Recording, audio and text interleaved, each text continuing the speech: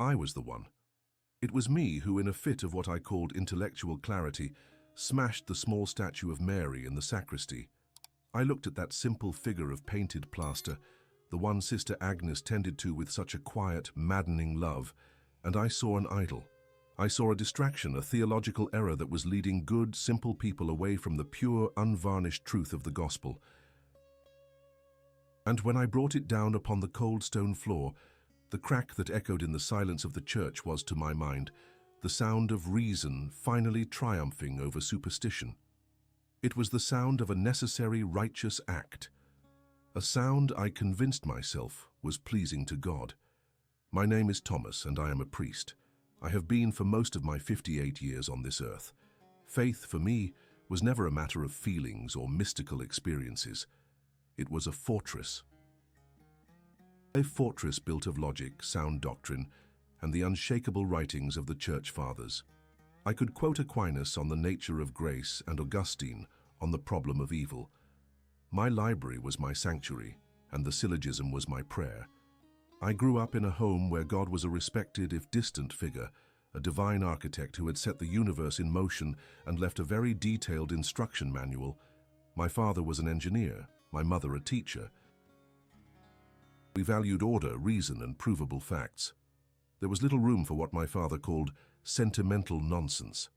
And that, unfortunately, is how I came to view so much of the simple, heartfelt piety I encountered when I entered the priesthood. Before I go any further into the pride and the foolishness that defined me for so long, I want to say that if this story is already stirring something in you, if it resonates in some way, I'd be so grateful if you would subscribe to this channel and like this video. It helps this testimony reach others who might need to hear it. And please, turn on the notification bell so you don't miss the rest of what I have to share. I truly believe we are all connected in this journey of faith, and I would love to know where you're watching from. Please take a moment and drop your city, state, or country in the comments below. It would mean the world to me to see where this story is landing. Now back to the fortress I had built. Within its walls I was safe. My sermons were models of theological precision. They were respected, I suppose, in the way one respects a well-argued legal brief. But they were not loved. My parishioners would nod. They would tell me it was an interesting point, Father, but they never came to me with their tears. They never sought me out in the dark night of their soul. They went to Sister Agnes, or they gathered in the parish hall with Tony, the head of the Rosary group. Tony was a good man, a retired mechanic with calloused hands and a faith as simple and powerful as the engines he used to fix. I would watch his group, a collection of older women and a few younger, earnest souls, and I would hear the murmur of their prayers, the endless sentimental repetition of the Hail Mary, and I would scoff internally. I saw it as a crutch, a deviation from the pure Christ-centered worship I championed from the pulpit. My own sister, Susan, was my most frequent and loving adversary. She would call me every week, and our conversations would inevitably turn to my hardness of heart. "Tommy," she'd plead, her voice full of a gentle frustration I couldn't comprehend. "Faith isn't an equation to be solved. It's a relationship. You have to open your heart." I would counter with scripture, with doctrine, with the catechism, proving to her and to myself that my position was the only logical one. Devotion to Mary, I argued, bordered on idolatry. It was a folk religion, a relic of a less educated time that cluttered the pure, clean lines of our faith. I believed I was defending God from the well-intentioned but misguided emotions of his own people. I saw myself as a guardian of the truth, a surgeon cutting away the sentimental tumors that threatened the health of the body of Christ. This intellectual pride culminated on a hot, humid evening, the eve of the Feast of the Assumption. The parish was buzzing with preparations. Flowers were being delivered. Candles were being lit before that very statue in the sacristy. I saw it all as a fever of superstition. That night, long after everyone had gone home, I walked through the silent church. The air was thick with the scent of lilies and beeswax. I entered the sacristy, and there it was, on its small, lace-draped table. The statue. It was nothing special. Cheap plaster, probably made in a factory overseas. The blue of the mantle was a little too bright, the expression on the face a little too sweet. To me it was a sentimental doll, and in that moment it became the focal point of all my theological frustration. I saw it as the enemy. I told myself that to allow it to remain was to be complicit in a lie. This, I reasoned, is a necessary surgery, a painful mercy to protect my flock. I picked it up. It was light, hollow. I didn't throw it. I didn't act in a fit of rage. It was a cold, deliberate act. I simply let it drop onto the stone floor. The crack was sharp, definitive, and the feeling that washed over me was not guilt. It was a cold, clean sense of righteousness. I swept the broken pieces of plaster into a dustpan, disposed of them in the dumpster out back, and returned to the rectory to prepare a sermon on the dangers of idolatry. I had done the right thing. I was sure of it. The days that followed were filled with a strange, hollow victory. I had performed my painful surgery, and I felt a sense of clean, intellectual order restored. The feast of the Assumption came and went. I preached my sermon, a carefully crafted argument against the excesses of Marian piety, focusing on Christ as the sole mediator.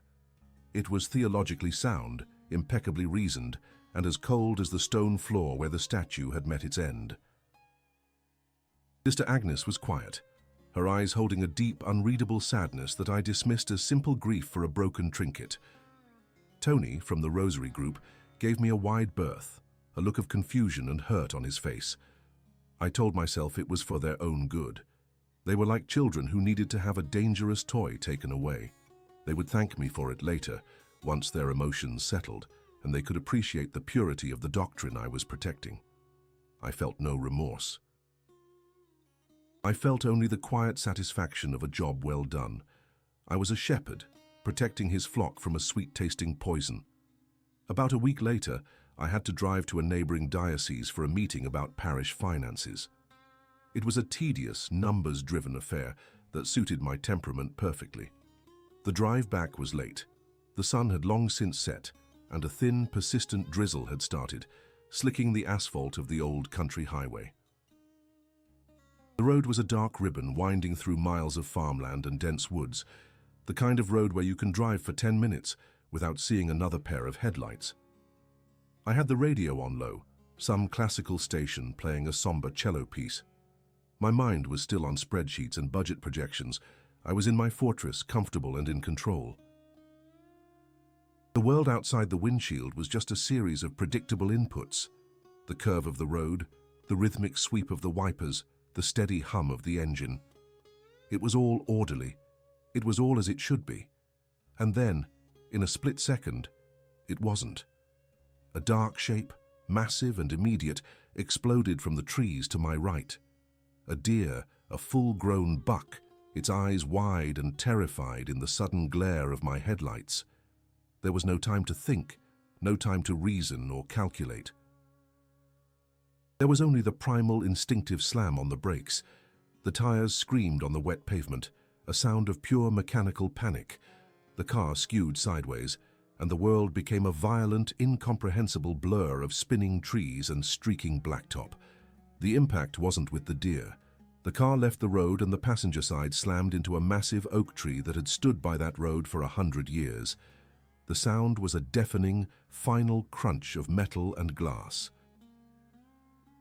It was not the clean, definitive crack of plaster on stone. It was a chaotic, soul-shaking roar of destruction. Then silence. A silence so profound it felt louder than the crash itself. It was broken only by the faint, rhythmic ticking of the cooling engine and the drip, drip, drip of some fluid onto the hot manifold. The cello on the radio was gone, replaced by a low hiss of static. I was hanging sideways, held in place by my seatbelt. The right side of the car was caved in, and the windshield was a spiderweb of shattered glass. A sharp, searing pain pulsed from my left arm, and I could feel something warm and sticky trickling down my forehead, into my eye. It was blood. The smell of gasoline and burnt oil filled the small, crushed space. I tried to move, but a fresh wave of agony shot through my arm and chest, and I fell back against the seat, gasping. My phone, which had been on the passenger seat, was gone, likely thrown into the darkness or crushed in the wreckage.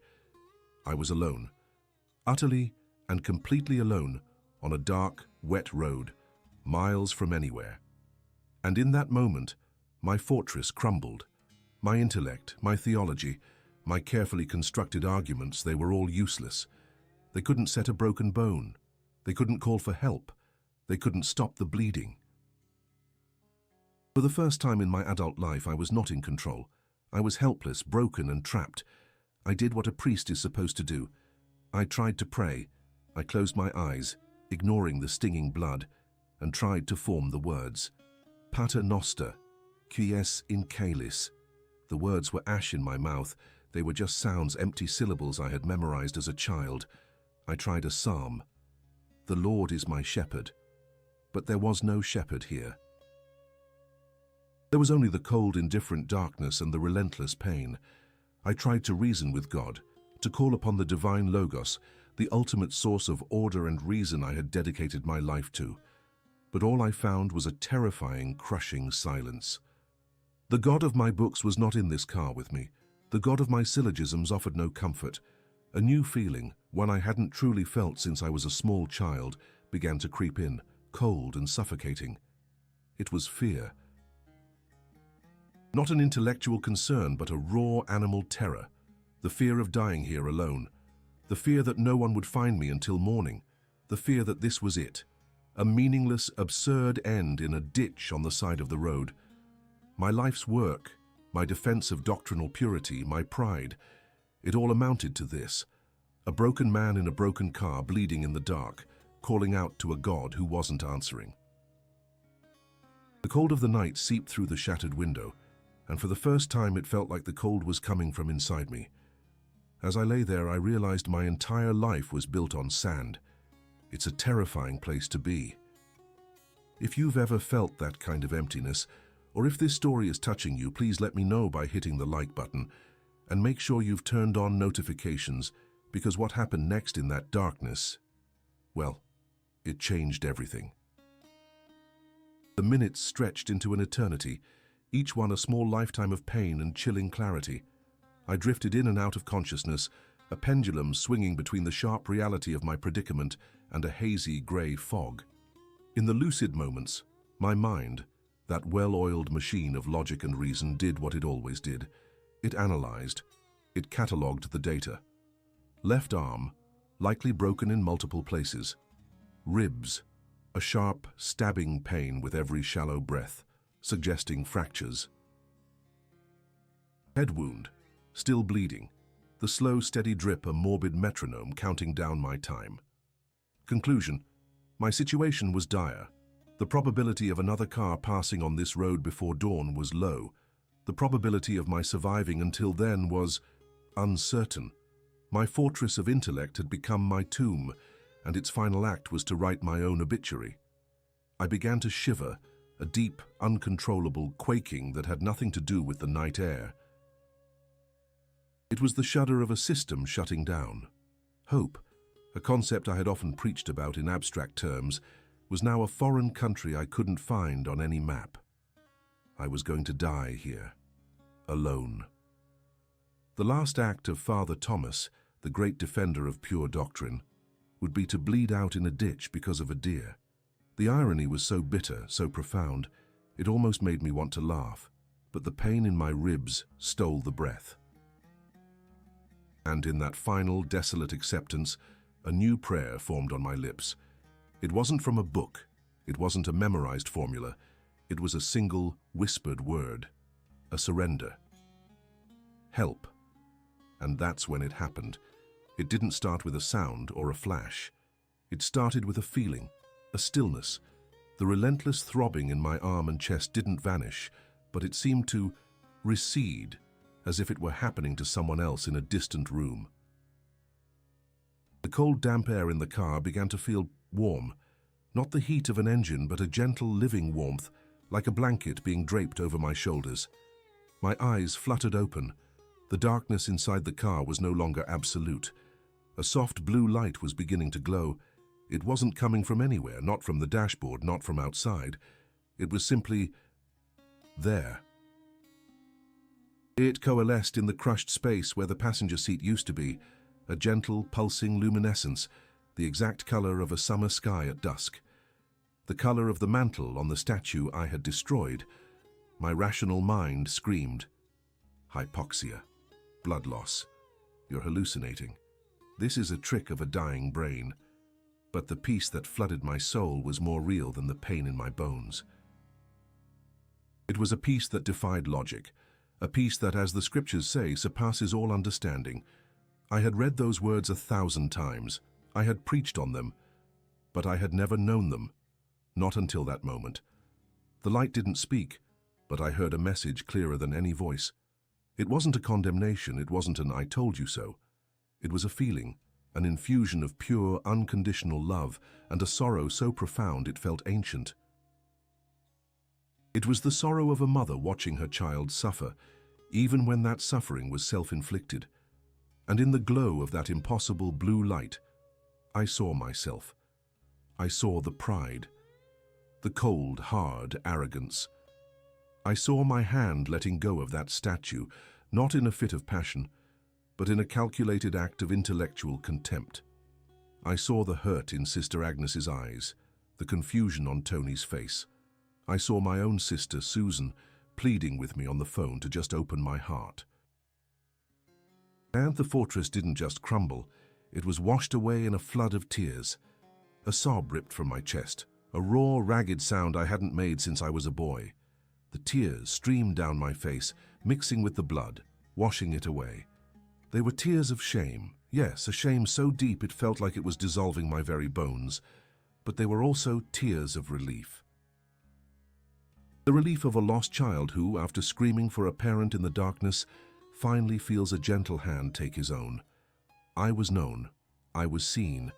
In my ugliest, most broken moment, I was not alone, and I was not condemned. I was loved. I don't know how long I remained like that, weeping in the presence of that silent, loving light. It could have been seconds or an hour. Time had lost its meaning. But eventually, as gently as it had appeared, the light began to fade.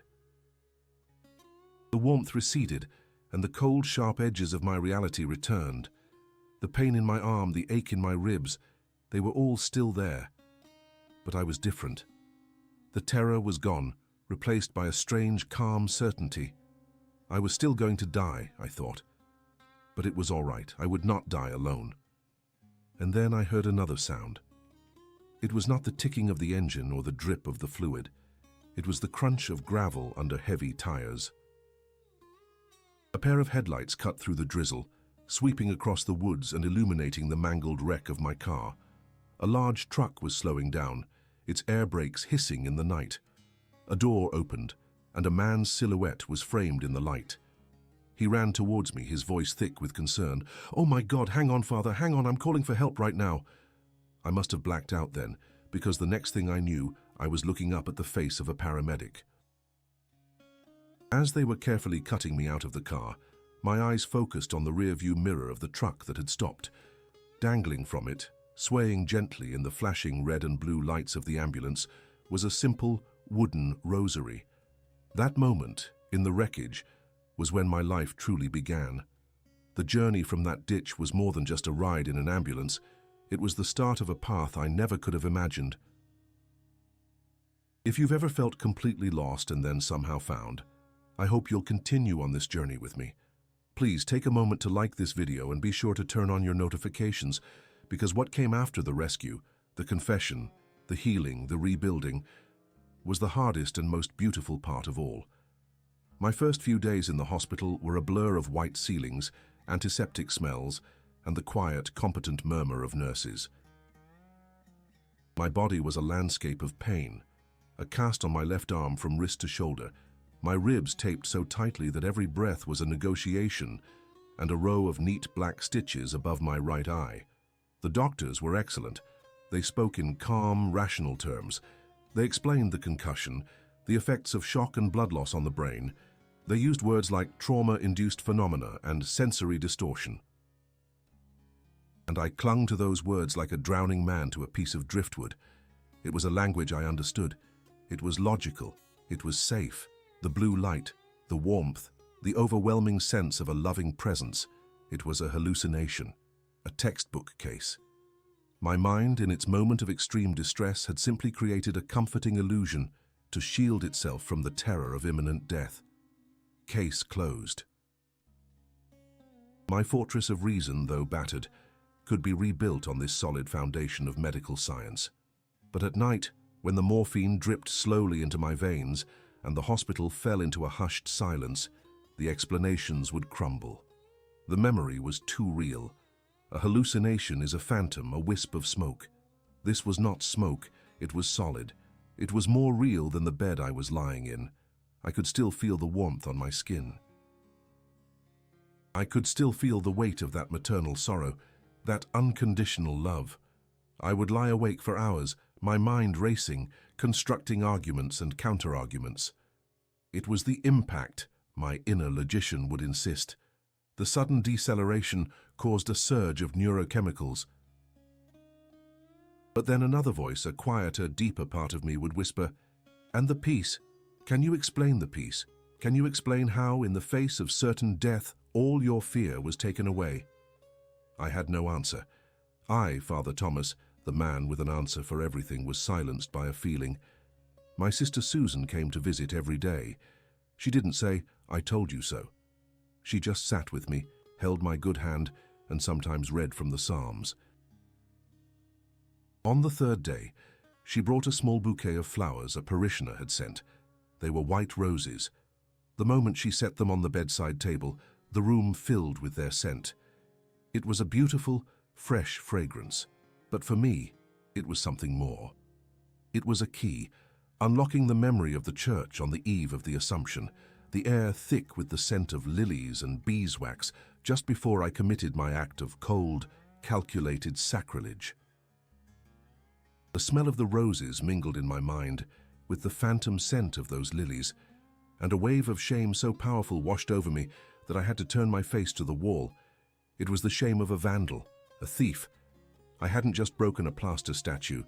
I had tried to smash the simple, beautiful faith of people like Sister Agnes and Tony. I had tried to steal their comfort, their relationship, and replace it with my own cold, sterile brand of truth. The truck driver who found me, his name was Frank. He came to see me once. He was a big man with hands like leather mitts and a shy, gentle smile. He stood awkwardly by the door, twisting his cap in his hands. He told me he never, ever took that road home. Never. It was out of his way. But that night, he said, something was just nagging him, a feeling he had to go that way. "Felt like someone was whispering in my ear, Father," he said, his face turning a little red. So I listened, and there you were. Before he left, he pressed something into my good hand. It was his rosary, the one that had been hanging from his mirror. It was made of simple, dark wood, the beads worn smooth from use. "Thought you might like this," he mumbled, and then he was gone. I stared at it lying in my palm. This thing, this string of beads and superstition I had railed against from the pulpit, this crutch for the weak-minded, it felt impossibly heavy.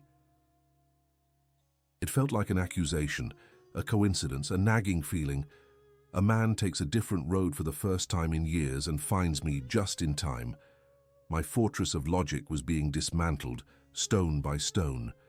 This battle inside my own mind was the hardest I've ever fought. If you've ever had to fight against your own pride to find the truth, please let me know by hitting that like button, and make sure you're subscribed with notifications on, because the next step I took was the most public and the most terrifying of all. When I was finally released from the hospital and returned to the quiet of the rectory, the silence was deafening.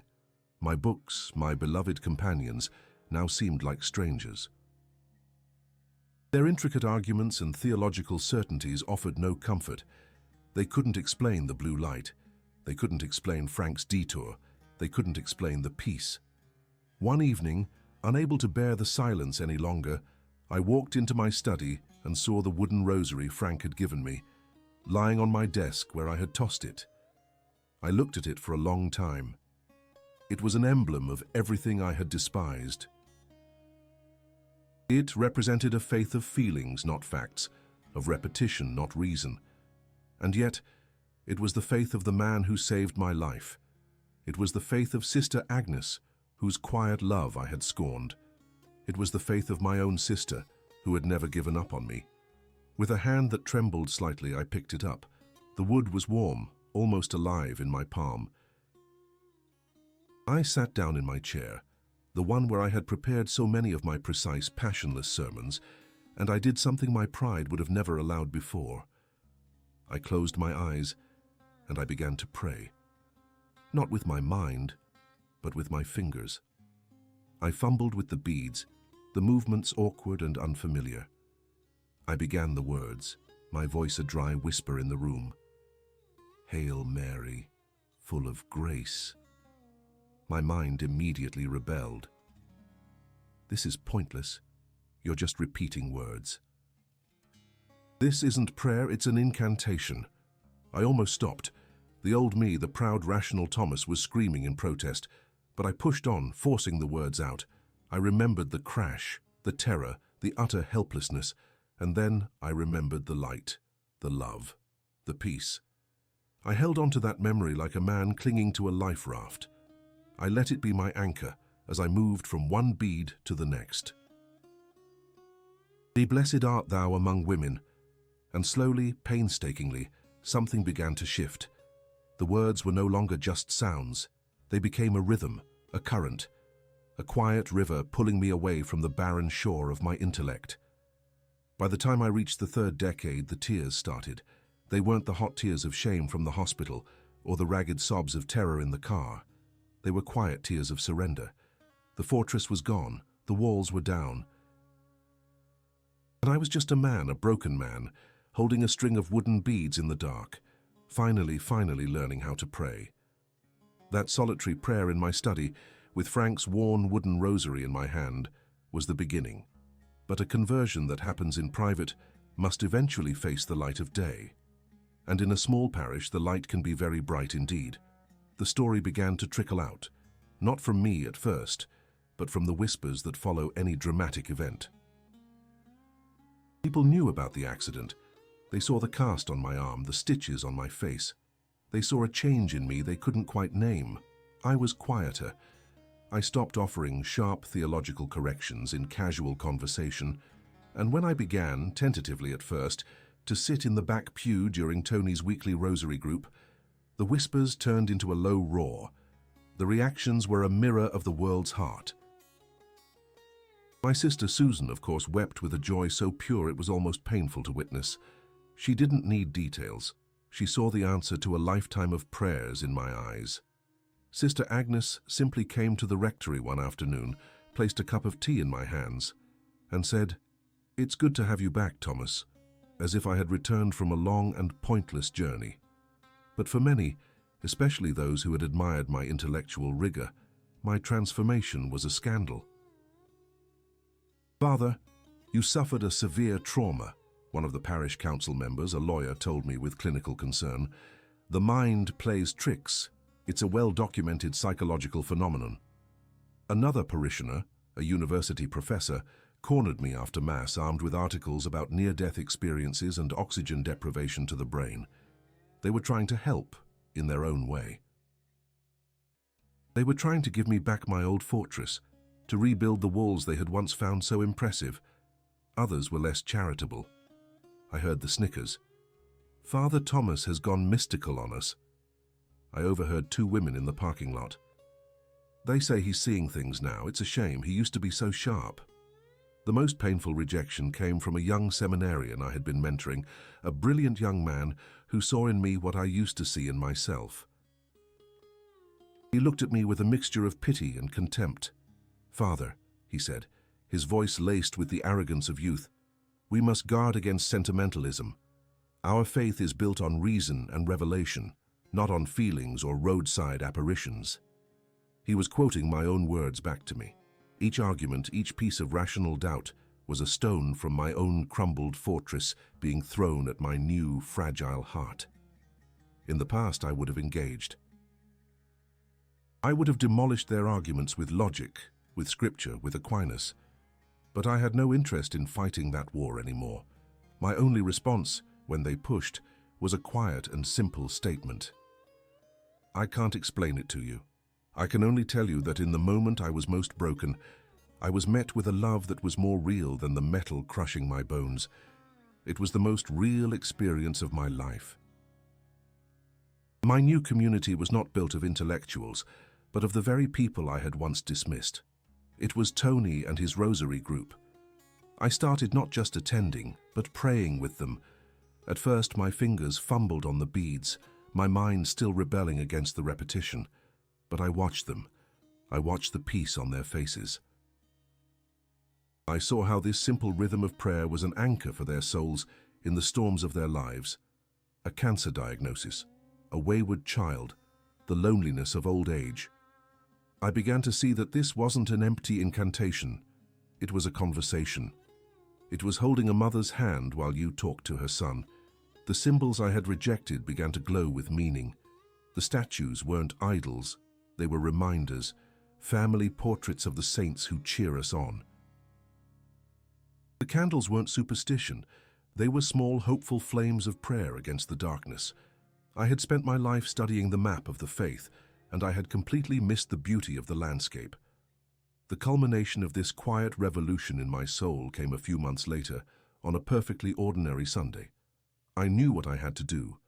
It was a terrifying prospect, an act of self-immolation for the prideful man I had been. I walked to the pulpit, my heart pounding a rhythm that felt like it might break my newly healed ribs. I looked out at the faces of my flock, the doubters, the believers, the confused, and the curious. I set my prepared homily aside. "My dear family," I began, my voice trembling slightly. "There are rumors about me, about my accident, about what I may or may not have experienced. Many of you are confused, and some of you are concerned. You have a right to be.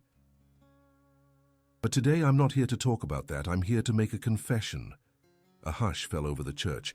Several months ago, on the eve of the Feast of the Assumption, I came into this church alone, and in an act of supreme and sinful pride, I took the small statue of our Blessed Mother from the sacristy, and I deliberately smashed it on the floor. A collective gasp went through the congregation.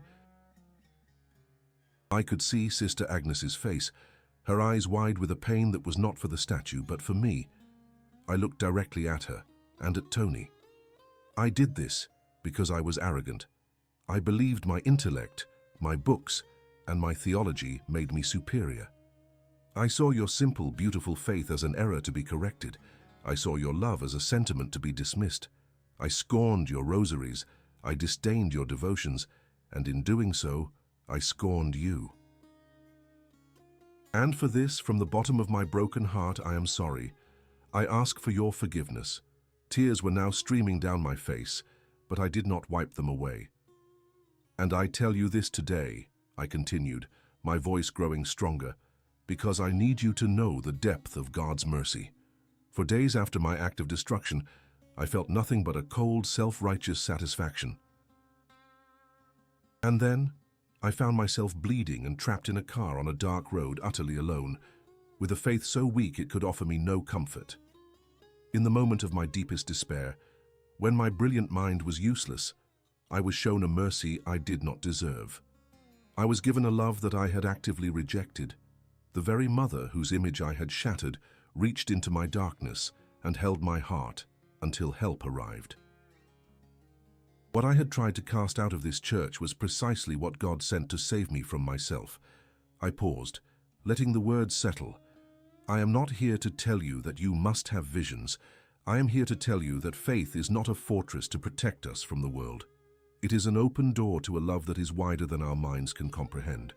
It is not a set of rules, but a relationship. It is not about being right, but about being loved. I spent my life trying to build a case for God, and all he ever wanted was for me to let my heart be broken open so he could fill it. That day changed everything. It was the end of Father Thomas the theologian and the beginning of Thomas the priest. My journey is far from over, but I no longer walk it alone, barricaded inside my own mind. I walk it with my parish, with my sister, and with a mother's love, I am only just beginning to understand. If this story of a proud heart being humbled and a broken man being made new has touched something in your own heart, I would be so grateful if you would like this video and subscribe to the channel, making sure to turn on notifications. Your support helps this testimony of mercy reach others who may be sitting in their own darkness, convinced they are alone. And I truly want to build a community here, a place where we can share our own stories of grace. Please let me know in the comments, has there been a moment when mercy found you when you least expected it, or when you felt you least deserved it? Reading your stories is a profound gift, a reminder that we are all part of this beautiful, mysterious, and merciful journey of faith. Thank you for listening.